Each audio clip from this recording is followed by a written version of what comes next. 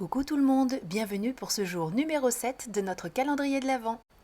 Aujourd'hui, j'avais très envie d'utiliser ce petit ourson tout en colle, donc c'est lui qui va être la vedette de la carte, et pour le mettre en valeur, j'avais très envie de faire un fond dans des tons de bleu.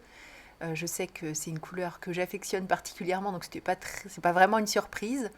Et je commence par faire une base de cartes et par faire une bêtise, puisque je n'ai pas pris le bon repère sur ma plaque de coupe, ma plaque de pliage.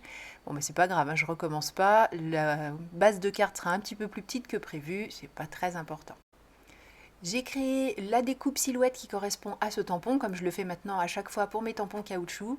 Comme ça, je me pose plus la question, j'attends pas d'en avoir spécialement besoin. Je tamponne, j'utilise le tapis Pixscan et j'ai le fichier de découpe correspondant à mes tampons. Si vous n'avez pas vu la vidéo, je vous remets le lien sous cette vidéo-ci. Comme vous le savez, donc, je tamponne d'abord sur un papier de brouillon. On voit que je l'ai déjà fait plusieurs fois. Je mets ensuite le négatif de coupe autour. Je mets ma petite forme à tamponner. Je referme le couvercle et c'est parfaitement centré. C'est nickel. À nouveau, j'utilise le négatif de coupe pour repérer à peu près l'emplacement qu'aura le nounours sur la création terminée, parce que je veux utiliser deux tonalités de bleu, bleu-vert, enfin vous savez, ces bleus que j'aime tant, et je voudrais faire une sorte de halo autour du nounours, c'est pour ça que je repère à peu près l'emplacement qu'il aura, bon c'est dû à peu près, hein. Et puis j'utilise donc le Peacock Feathers pour faire la sorte de halo autour de lui, et ensuite le prize ribbon pour faire tout ce qui restera au milieu, autour.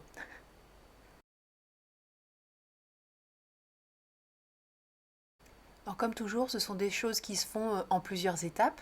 Vous voyez aussi que je fais attention à bien décaler ma carte à chaque fois que je la déplace pour éviter de la mettre dans ce qui est sur ma plaque de verre, parce que l'idée c'est de ne pas salir l'arrière de la carte tant qu'à faire. Et il faut aussi bien travailler les transitions, faire en sorte que tout se fonde correctement. Donc on ne peut pas le faire du premier coup.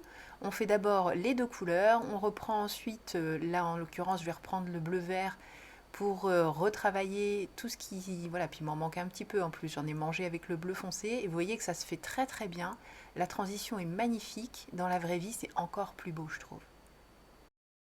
Et là, je fais un petit coucou à Crafty Alex. Bon, j'ai déjà dit hein, que c'était de sa faute. Non, c'est grâce à elle que j'utilise cette petite poudre Pixie. Parce que je trouve que ces fonds de cartes avec ces petites gouttes nacrées, c'est magnifique. Donc je vous mets le lien vers la petite poudre que j'utilise ici. Mais je vous mets aussi le lien sous la vidéo vers les vidéos d'Alex. Parce que si vous ne la suivez pas, c'est un tort. Elle a plein de bonnes idées et elle fait des choses absolument superbes. Donc voilà, je vous invite à aller voir ce qu'elle fait. Bon, en l'occurrence, moi là, on voit pas trop ce que je fais. Ah si, voilà, c'est mieux. C'est magnifique, non?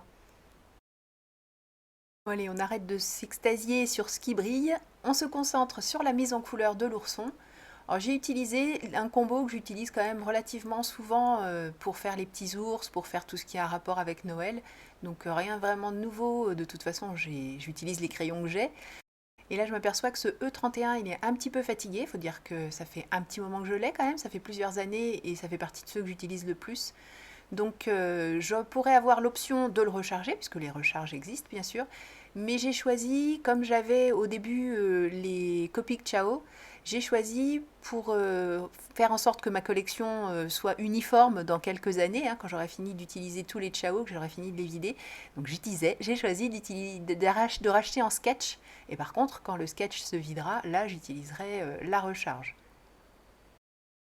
Alors c'est pas fait exprès puisque ce sont les couleurs que j'aime et puis que j'avais choisi d'associer avec le bleu du fond, mais je me suis aperçue que j'avais quasiment fait les couleurs qui sont présentées sur l'emballage du tampon, si ce n'est que moi mon cadeau est rouge avec un ruban jaune, alors que sur la présentation il est jaune avec un ruban rouge, voilà.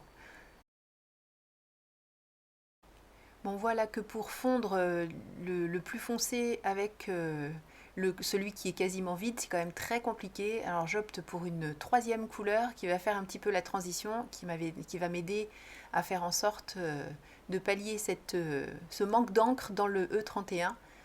Et puis au final ça ne se verra pas, mais quand même il faut que je le change. C'est très handicapant quand ça se met à être trop sec. On a beau essayer de bien pencher la mine, c'est quand même pas évident du tout. Pour le sentiment, je ne suis pas allée chercher très loin, j'ai pris un des sentiments de la planche, je l'ai embossé en blanc, parce que je trouvais que ça ressortait bien sur ce fond bleu avec les petites paillettes. Oui, je sais, je l'ai déjà dit. Et puis pour fermer le cadre, je reprends ma petite règle à faire les pointillés, un stylo gel blanc, je mets de la mousse adhésive au dos du nounours, et avec un feutre peinture blanc, je rajoute des petits motifs sur le bonnet et sur l'écharpe. Et toujours avec un feutre peinture Sakura, je vous mettrai les liens dans l'article du blog, mais cette fois-ci en doré, je fais des motifs sur le cadeau. Et cette carte est terminée. Merci beaucoup d'avoir suivi cette vidéo. Je vous donne rendez-vous demain pour le jour numéro 8. D'ici là, prenez bien soin de vous, créez et partagez. Belle journée à tous. Bye bye.